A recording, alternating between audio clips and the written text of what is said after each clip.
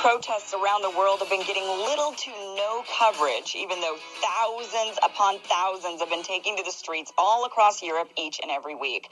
Now, Robbie covered the anti-mandate protest that happened in D.C. over the weekend, although maybe not the way I would have covered it, but nonetheless. But I do want to tell you about another protest happening right now just across the border in Canada. On Sunday, a protest in the form of a massive convoy of truckers kicked off in British Columbia with cheering crowds lining the streets and filling up overpasses. It's unknown exactly how many truckers are taking part in this convoy, but the estimated number is 35,000 to 50,000 trucks, with more trucks joining in as the convoy makes its way across Canada. And in many of the towns they pass through, crowds are waiting in sub-zero temperatures cheering them on. Some are even giving out cookies. The ultimate destination is Ottawa, where the truckers and their supporters intend to protest the Trudeau government over their newly implemented cross-border vaccine mandates. The Canadian cross-border vaccine mandate applies only to truckers who move goods across the U.S.-Canadian border. Truckers who stay inside of Canada are not subject to this. The new rule, which took effect January 15th, requires all truckers be vaccinated or, if Canadian, quarantined for 14 days upon arrival in Canada. And if you're not Canadian and not vaccinated, you cannot enter the country. The Canadian government estimates about 10 to 15% of their trucking population is unvaccinated. Of course, now that the definition of what is fully vaccinated could be changed to include boosters, my guess is that number would increase significantly. And that's an important point to remember when looking not only at this protest, but every other anti-mandate protest going on around the world and here in the U.S. People are realizing that even if they were all about getting the vaccine and did their 2 doses and perhaps even vaccinated their kids, it's about they control. could then be coerced into this new moving of the goalposts to include boosters, and they're not thrilled with that idea. A lot of people who are fully vaccinated are becoming quote unquote anti-vaxxers and joining these protests because they're not willing to be coerced into what could end up being bi or even tri-annual mandates. The Canadian truckers aren't only protesting the Canadian government's cross-border mandate rule, they're also protesting the U.S.'s same mandate, which prohibits unvaccinated foreign truckers from crossing into the States. The convoy intends to stay in Ottawa until the Canadian government drops the mandate and until the Canadian government asks the U.S. to do the same. Canadian grocery stores are already feeling the effects of this supply chain disruption on top of what has already been supply chain problems. Some stores are reporting a shortage, but most are saying that they're getting the goods, they're just coming in at a much higher price, which isn't welcome when prices are already soaring. Now, what's interesting about this convoy is it's getting hardly any coverage at all inside of Canada, or really anywhere. It's a near media blackout, which oddly seems to be the same thing happening in Europe and even here in the States in regards to all of the other protests. The convoy hasn't deterred the Canadian government yet. They have instead doubled down, with the transport and labor ministers releasing a joint statement saying the vaccines are, quote, the most effective tool to reduce the risk of COVID-19. In a separate interview, the transport minister said the government is not interested in alternatives like rapid testing for unvaccinated truckers. He stated, our plan is to defeat COVID and end the pandemic as quickly as possible. What we're doing right now is for the protection of truck drivers, but also for the protection of our supply chain and our economy. The best way to deal with COVID is through vaccination. There's been some interesting and even eyebrow-raising opposition to the convoy. There's the obvious and blatant media blackout. Some could say the reason the media isn't covering it is because it's small and fringe, but social media users are showing crowds gathered on the streets in nearly every town the truckers roll through and on many of the overpasses in the towns that the truckers pass. Also, the convoy has raised over $5 million through GoFundMe, and I'd say this is not small or fringe, definitely not as small or fringe as the government wants it to be, especially when you're talking about 35 to 50,000 trucks. The Canadian Trucking Alliance denounced the convoy, issuing a statement saying, quote, the Canadian Trucking Alliance does not support and strongly disapproves Why can't American of any truckers get together like this and follow through? Bridges. CTA believes such actions, especially those that interfere with public safety, are not how disagreements with government policies should be expressed, which is kind of odd because truckers drive every day. I mean, that's their job. So I'm not sure how protesting by driving is interfering with any public safety. And of course, there's those looking to demonize and discredit the protest by claiming those who are participating are alt-right or anti-vaxxers. Gerald Butts, the former principal secretary to Prime Minister Justin Trudeau, called the group separatists. So now people on social are equating the group to terrorists, which seems to be where we're at these days.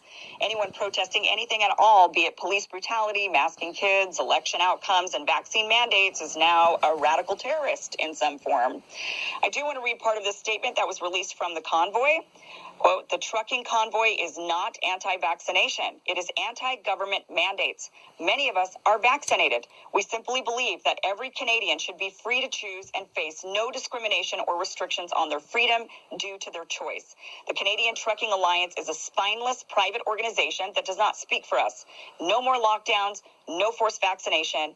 And yes, if it is forced, it is forced when you choose between a shot you don't want and your ability to feed yourself. Truckers will not block emergency vehicles at any point ever and will even assist any person in need at any point in the convoy or protest, which is what truckers often do when you're stranded on the side of the road. Look for a trucker. Lastly, I want us to remember this tweet that was shared by Prime Minister Justin Trudeau in March of 2020 when we were all sheltering in place away from the virus. Truckers were doing it and working to keep us all fed and stores stocked. Trudeau tweeted, while many of us are working from home, there are others who aren't able to do that, like the truck drivers who are working day and night to make sure our shelves are stocked. So when you can, please thank a trucker for everything they're doing and help them however you can. Oh, he cares so much. Well, you know what? And it really does boil down to that. We saw this with all of these politicians and people thanking truckers, thanking nurses, thanking all of these frontline workers. And then suddenly, when they don't handle the pandemic the exact way they want, they then say, we got to get rid of these people. They're no good now. Suddenly, the people that risked it, especially in the very beginning of the pandemic when people didn't fully understand the virus, the hospitals absolutely did not know how to treat it. These frontline workers, these people that were essential workers, I should say, they were braving it while people were at home sipping their coffee, being on Zoom, on Zoom meetings. And how do we thank them, Justin Trudeau? We thank them by saying, get vaccinated or else, which makes no scientific sense anymore at this point. Justin Trudeau is still saying that no vaccine is the best way to stop the spread.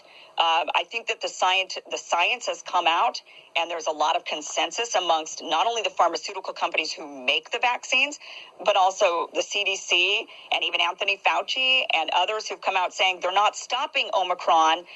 So that is not what you use these for. And by the way, I just want to once again reiterate, when the pharmaceutical companies came out with these vaccines, they never tested it for stopping the spread. That was never part of the clinical trials, and they never made those claims.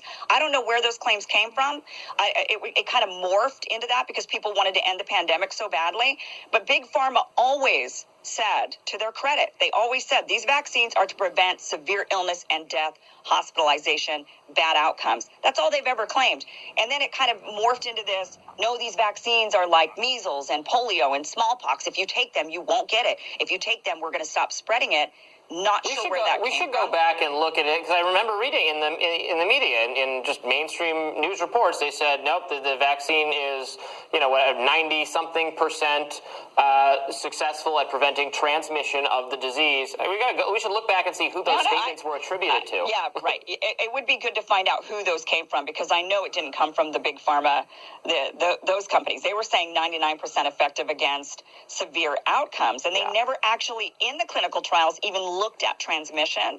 They then kind of later said it does seem to prevent transmission, but then the FDA and the Israeli data that came out. But it wasn't later that those claims were made at the beginning. You're saying the pharmaceutical companies weren't making those, but that was asserted. I don't remember who was asserting it. We should look. Maybe look Fauci, that up. Maybe CDC, maybe media. I don't know where they came in with that. But even with against transmission, it does seem to have some effect on the earlier variants, but it's limited and it wore off. And they even, that's why the Israelis went on with the third booster, when it was the other variants and they were just starting to get Delta.